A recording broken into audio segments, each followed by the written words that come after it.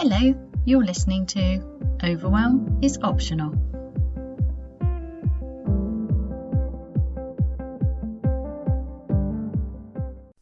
Hello and welcome to a special Friday edition of Overwhelm is Optional, where I want to help you let go of your working week and really stop work leaking into your weekend so you can have a life at the weekend.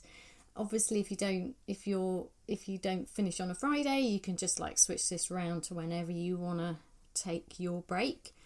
But a lot of people finish on a Friday, so I'm going to release this today. So work often leaks into the weekend because we don't have a lot of rituals for noticing that and getting rid of that and stopping that. And also because actually it's become completely unacceptable to not let that happen. So this is partly obviously to do with technology and the fact that you can be accessed at any time. It's just how it is at the moment, isn't it? But I think it's really time to rebel and take back your attention from work and fully focus it on everything else. Because even if you love your work, there's a ton of other really exciting things to do, and placing your attention on that is really good. And if you're a leader or you're in a position where there's people who are, they don't get to choose their hours because actually you're controlling how much work they have to do and when they can leave. I think it's really fundamental that you're aware of the model that you're setting. So to me, an ideal boss would be somebody who's really, really good at saying, that's enough. We can't ever finish everything. We've done a good job. You need a break, and modelling that themselves. So often I see people in positions of responsibility who are modelling complete and utter lack of self-care. They wander around in a state of overwhelm and they push that onto everyone else, and it's just not good enough because it's seriously affecting mental health, everything, life, playfulness, fun. It's crazy. What are we doing to ourselves? Work is not that important. Work is important and can be really important in terms of meaningfulness and satisfaction. And yes, we need to earn money because money means we can take care of ourselves and our families and have choices. But it's not everything, is it? And there's too much leaking of work into home. So I'm going to do this in two parts. So I teach body mindfulness, so I teach a really nice relaxation where you can just let go of your week, but I'm going to do that separately so you can just go home, find some space to lie down. Obviously that's not easy for everyone, so you could do it before you go to sleep, but it's quite nice to have a kind of, I come in, I'm just going to lie down for a second, just for a few minutes, and just let go of the week and reset your nervous system. So it's like a reboot. So I'm going to do that and record it separately so you can just click on that without having to go through this bit. So this episode is really thinking about how much your working life is leaking and getting stuck into your head over your weekend and evenings, and it's just taking over, so that even when you go on holiday, it's like you take your work with you. So just going to start to become aware of that. So I'm going to ask you some questions, and you might want to journal this out later, because journaling's amazing. It really does help you get so much more out of a good question, and it can be really transformative. So I use it a lot. So let's just think about this. How often, when you come home on a Friday, do you come straight through the door, completely forget about work, and just dive straight into other than work, whatever that is for you? How easy is it for you to transition between a working week and being at home and being fully present at home, being fully present with your partner or your friends or your family or your dog or your cat or your chickens, whatever's important to you? Because the things that are really important to us are often the things that we miss the most, aren't they? So often we work really, really hard in order to have this life, this dream house, this partner, these animals, these children, this life. and then we miss it because we're really still at work. So just for a moment, I'm inviting you to really think about that. How often do you transition really, really well from work to home? Now there is a tradition, isn't there, of going out for a drink after work on a Friday, or playing football after work on a Friday, that kind of thing. And they're little bridges, aren't they, between work and home.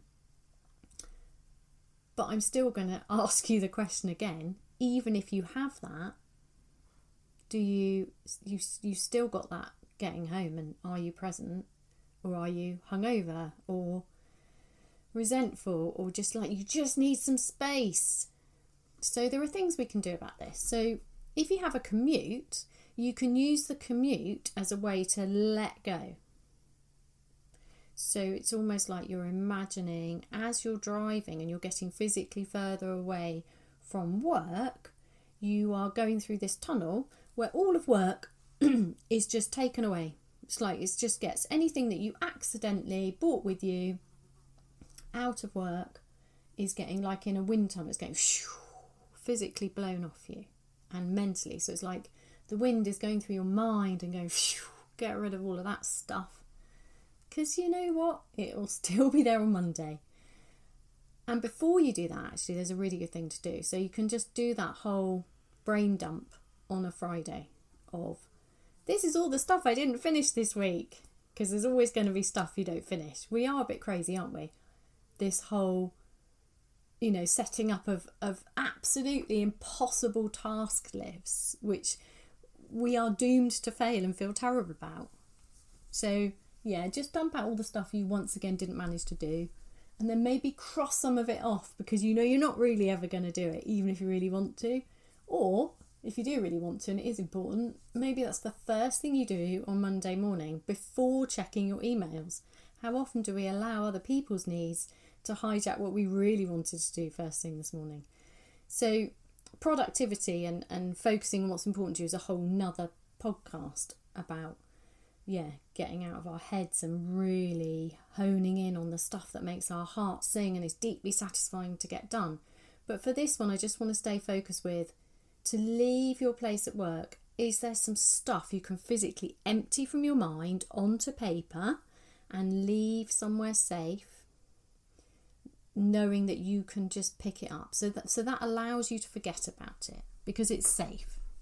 And if you can't leave it at work, this is a problem, isn't it? Because sometimes we bring work home, the physical work, like a briefcase or notes on our phone, or we're checking emails, etc.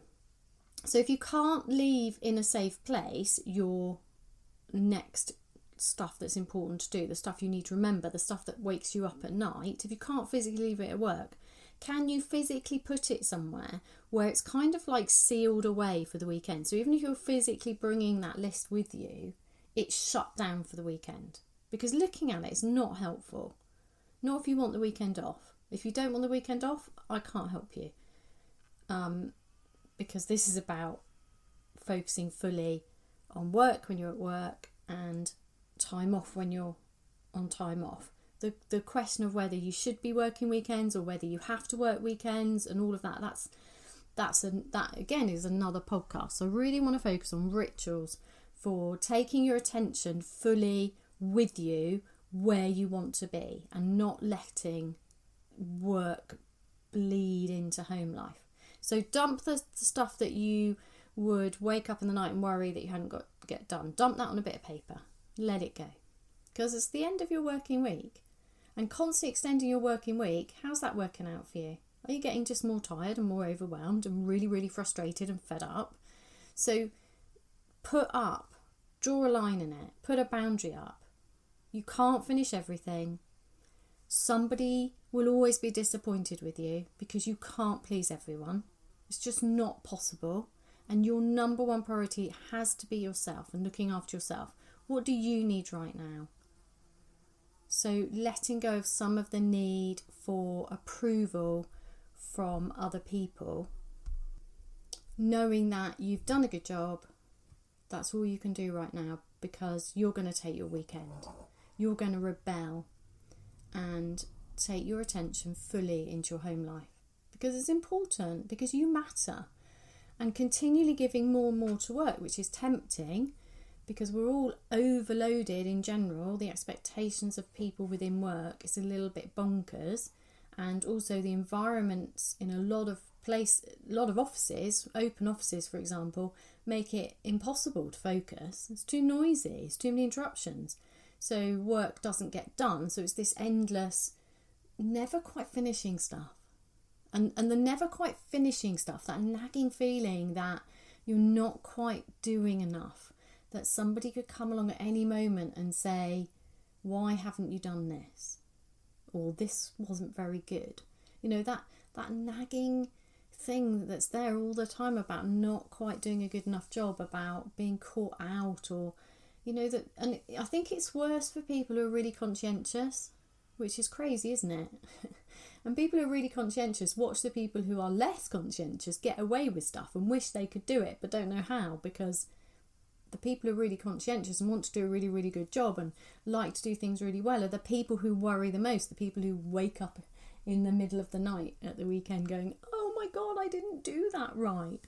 So yeah, there's the letting go of the need for perfection, I guess. Although it's not even perfection, is it? Sometimes we just want to get our job done, but our job isn't possible to do in the time allocated under those conditions. So we're doomed to fail. So maybe having a look at that, looking at your working environment, is it set up to make it possible for you to do the job really well?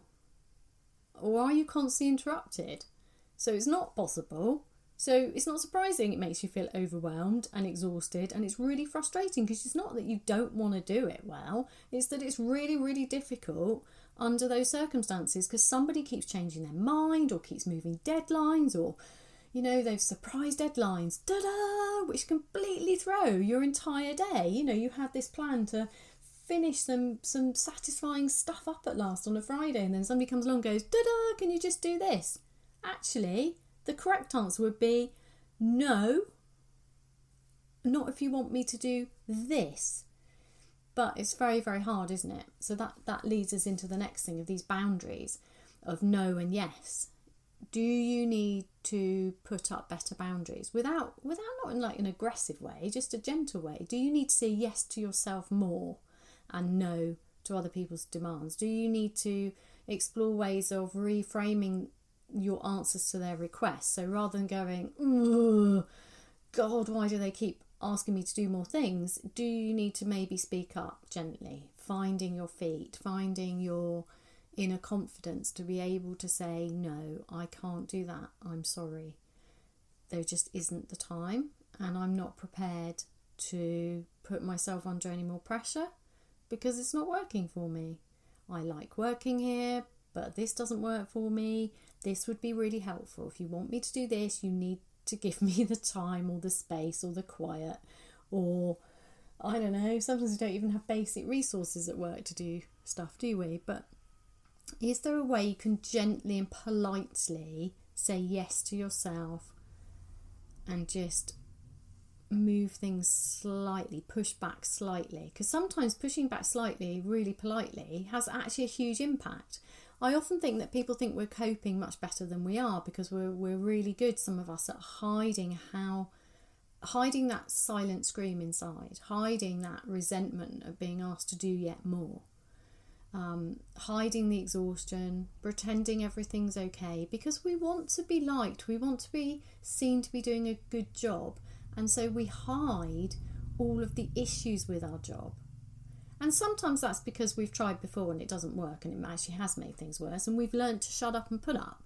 But just for a moment, I'm inviting you to consider the possibility that you might be able to just do something small. Speak up slightly and say, I can't do that, I'm sorry. It's not possible for me to do that today, but I could do it then or in this way. So I'm just inviting that idea. And also, this whole thing about working weekends has got crazy. So working weekends, it's just expected a lot of the time now. And I do think we need to push back because needing a break isn't a weakness. needing a break is not a weakness. It's not a sign of strength to just keep going, pushing. And if you're in a position of responsibility, you're employing people and you insist on overworking, you're giving out a really bad signal. It's really unhelpful for us mere mortals to be able to live. It's not good for anybody. There isn't some magic pot of ease at the end of the to-do list. It doesn't exist. So stop doing so much stuff. Work out what's the important stuff and just do that. And take weekends off properly and live. Have fun. It's crazy. What are we all doing? So needing break is not a weakness. And actually, I would argue that recognising this is a strength, recognising the limitations. As we get older, I think we get better at this. So I'm 52 and I completely exhausted myself, made myself quite ill, burning myself out more than once in my life. But my most recent time was 2 years ago. And I'm just not prepared to go there again. It's just not worth it. It is just not worth it.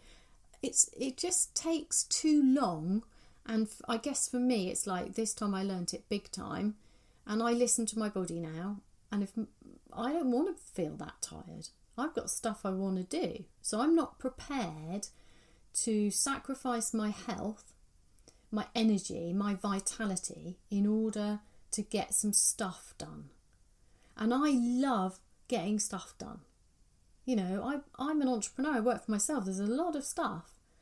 It's all down to me. You know, the idea that, oh, it's easy for you, you work for yourself is hilarious to anybody who works for themselves, because we tend to start off being the worst possible boss we could be for ourselves and overworking ourselves. And it's very tempting when you work for yourself to work all of the time, once again, as if at the end of the to-do list there's this pot of ease. But it's an imaginary pot of ease. You need to feel that ease now.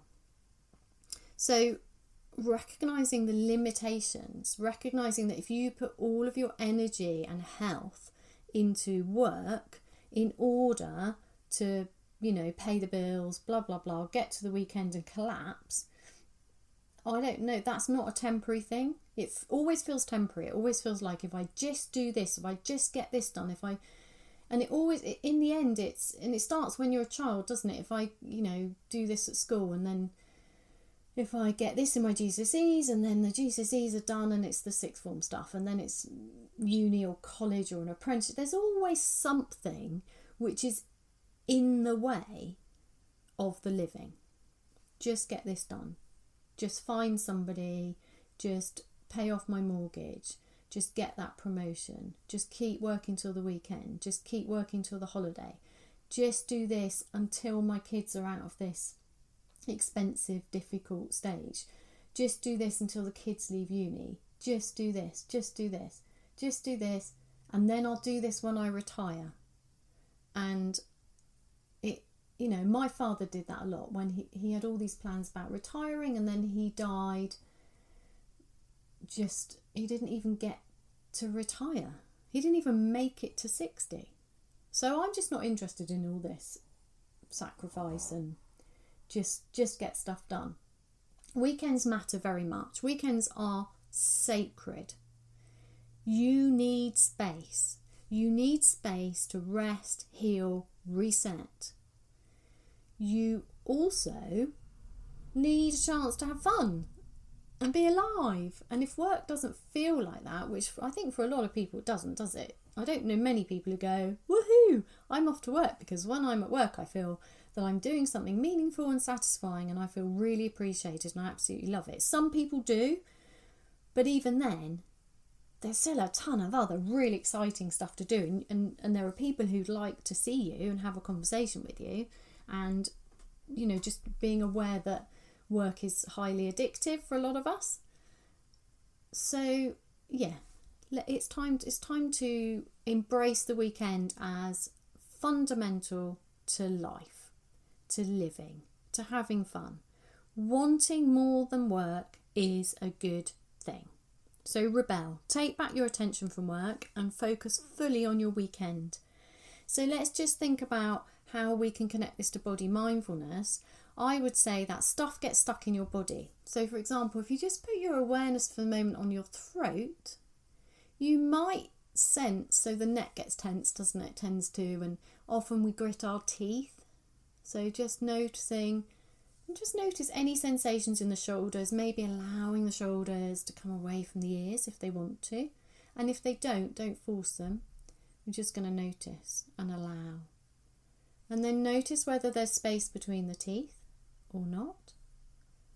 And a really helpful thing can be to just rest the tongue lightly on the roof of the mouth. And then you can just notice any sensations in this area. And then take your awareness to your throat, where you speak from. Maybe put your hand there. And just notice any physical sensations there. Just get curious. Because sometimes there's a lot of stuff that goes unsaid. There's just not time, or it's too difficult. You know, most of us like to avoid confrontation and difficult conversations. So a lot of stuff goes unsaid. And I think sometimes you can just feel the sensations in your throat. Just notice that. Now, if you notice tightness here, anything there, and then your mind's activated into, yes, I should have stuck up for myself, or I should have said this, or I feel bad because I didn't say, let that go, because that's your mind taking over, and your mind will always give you a ton of stuff to do. It's good at that. And then just go back to the sensations in the throat, the chest. Allow your shoulders to come away from your ears, and just notice how you feel. Just notice, just acknowledge that. So I'm only asking you to acknowledge physical sensations in your throat. If you want to do something else with that, so it's quite nice, isn't it, to go to the top of a head and to the top of a hill and scream. That's a really nice thing to do. I had a friend who, when her teenage daughter was having a rough day, they both go outside and smash old crockery, which I thought was great. But, you know, there's not always that much opportunity for a bit of good old screaming or smashing of crockery. It's not always appropriate. But actually acknowledging that there feels like there's stuff that went unsaid and that's kind of gets stuck in the body, just acknowledging that can be very powerful. So I'm inviting you to acknowledge any sensations in the speaking area. And then just starting to allow your attention to go to your chest, to your heart space. And just notice any sensations here, any heaviness, any lightness. And just noticing that sometimes you can have both heaviness and lightness at once. Just notice any physical sensations in the heart space, or not. And what I think is interesting is that all of these things can coexist. So we can feel both kind of a heaviness that work's been hard work and there's disappointment and we don't feel appreciated. And we can also feel this huge sense of satisfaction, which is like a fullness. For me it is, might be different for you. And we can also feel, if we allow ourselves, sometimes we can feel this bubbling excitement and relief, like, thank God it's Friday.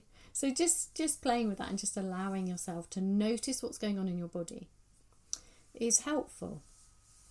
Now, often you get quite a lot of stress gets locked in the body, words unsaid, times when you've braced yourself against a difficult day, and we get stuck in this bracing position, and it can often be years actually. And then, you know, you end up with loads of appointment for massages or constantly trying to click your neck. And just notice the physical sensations of the load that you're carrying, the kind of emotional residue, whatever you're carrying from work. Just be aware of it, really curiously and playfully. Just notice, where in your body can you feel work? It might be a heaviness on the shoulders. You might feel like you're slightly stooped over. You might feel tension in the jaw, or nothing.